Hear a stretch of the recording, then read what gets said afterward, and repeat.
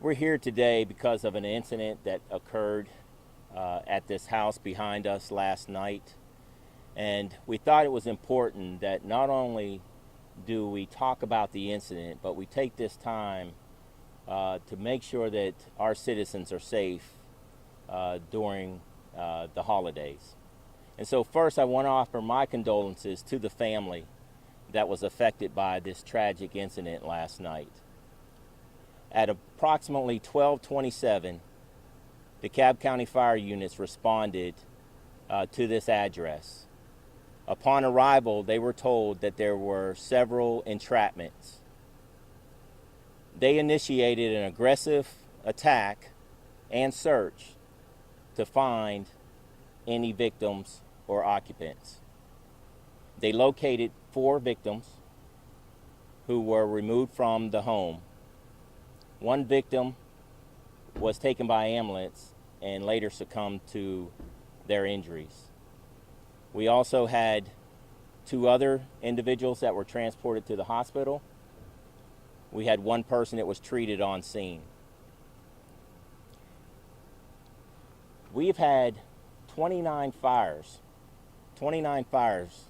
in December alone. We've had 11 fires since Friday. We know that there's 3 reasons primarily why fires start. One is because of unattended cooking. 2 is because of heating equipment. 3 is because of electrical malfunctions. And so what we want our citizens to know is how you can prevent those fires from occurring. When it comes to cooking fires, it's important that you do not leave that food unattended. At all times, there should be somebody watching that pot. When it comes to heating devices, it's important that you have your furnaces serviced. That if you use a space heater, you give that space heater spaced at least 3 feet. That you do not use a space heater as your primary source of heating. Electrical malfunctions. Make sure that you're not using extension cords. You're not overloading them or outlets. It's also important for us, and why we have all these folks here today is because we're going to canvass this area. But it's important for us to tell you that the number 1 defense from a fire that occurs in your home will be a smoke alarm, an operating smoke alarm. Interesting fact, 50% of all the fatalities that occur in homes occur between the hours of 11 p.m. and 7 a.m. Let me repeat that. Those fires occur between the hours of 11 p.m. and 7 a.m. 50% of the fire deaths occur during that time. So this device right here that we are going to give out, we're going to distribute throughout this community, is that lifesaver. I ask you to also take care to have an exit plan out of your home. It's important that you know a way out, more than one way out of your own home. And if you use burglar bars, that doesn't become a hindrance that traps you in your own home. So with that being said, I'm going to give a number for those citizens that may not live in this direct area that they can receive a smoke alarm. That number is 404-587-6318. I'll repeat it, 404-587-6318. We will not only bring you that smoke alarm, but if necessary, we will install it. Thank you. Chief, can you say what started this fire? There were smoke detectors in the home, and how the people who lived here were alerted to the fire? So the fire itself is still under investigation. We are not sure how the residents, because we know of 2 that were in the house, how they were alerted. We do know that the call did not come from this home. The actual call came from one of the other residents who may have saw the fire itself. And early on, you don't know if there were working smoke detectors in the home? We do not know if there was working smoke detectors. That's correct.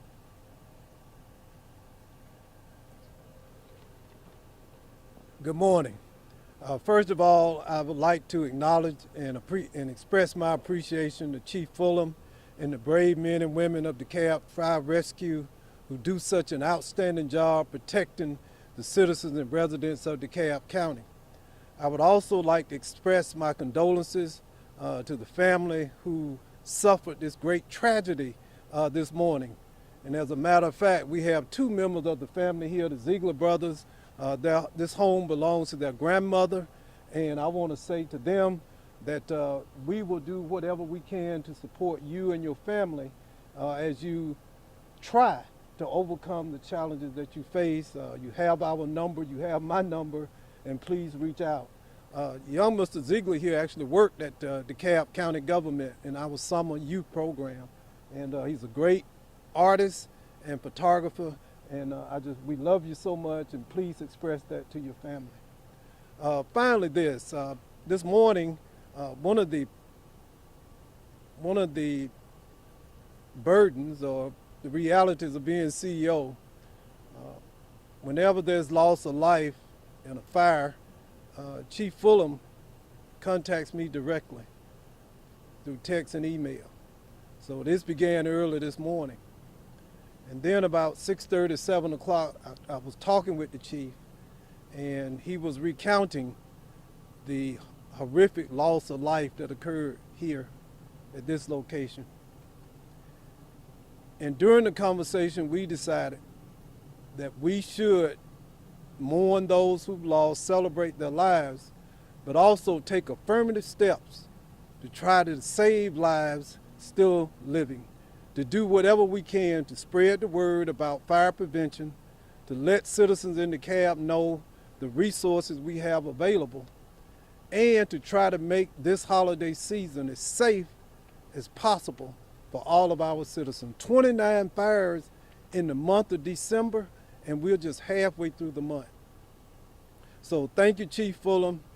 Thank you for the men and women who serve with you. Thank you for these men and women who will now canvass this community and every community who is without a working smoke and fire detector.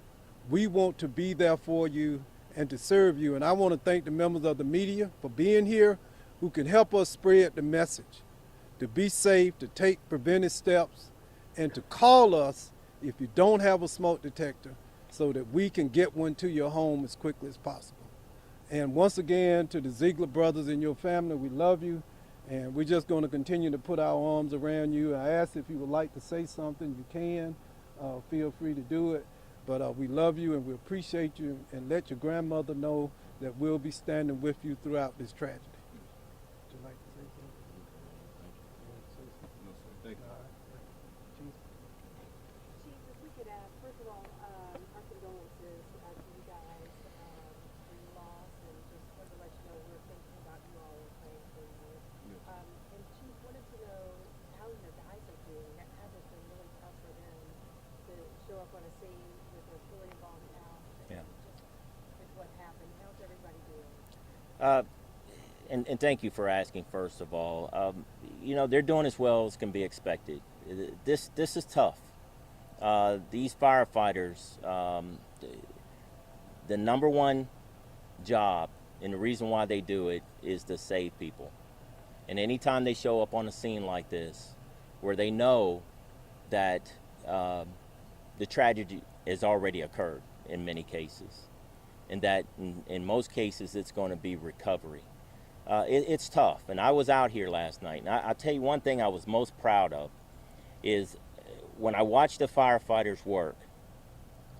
They're very aggressive about what they do, but when it came time to deal with these ones' loved ones and removing them, they did it with respect.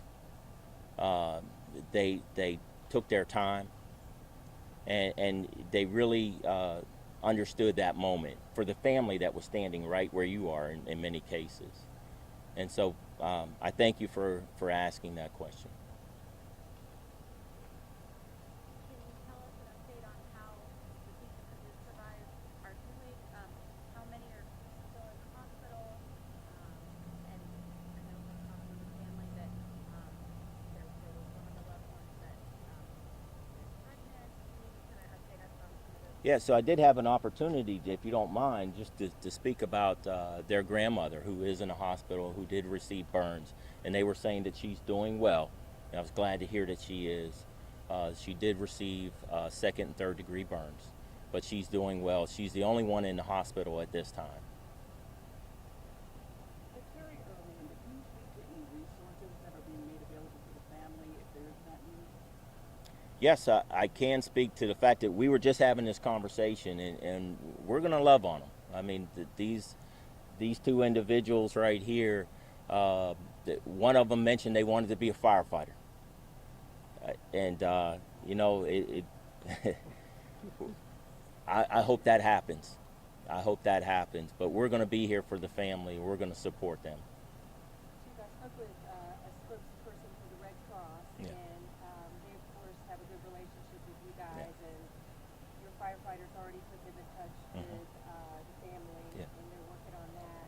Can you talk about how people watching this can help? I mean, is that a good resource for people to go to? I know they can't specifically allocate money to any particular family, but can you talk about the Red Cross and how those donations can be used to help you guys help them?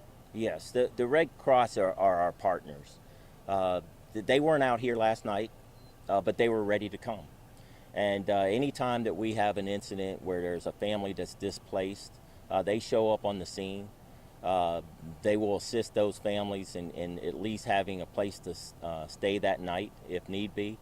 There are certain resources that they can offer. So if I can, yes, I would recommend it. If you have a place that you would like to put some dollars, that's a good place. The Red Cross, they are truly a partner.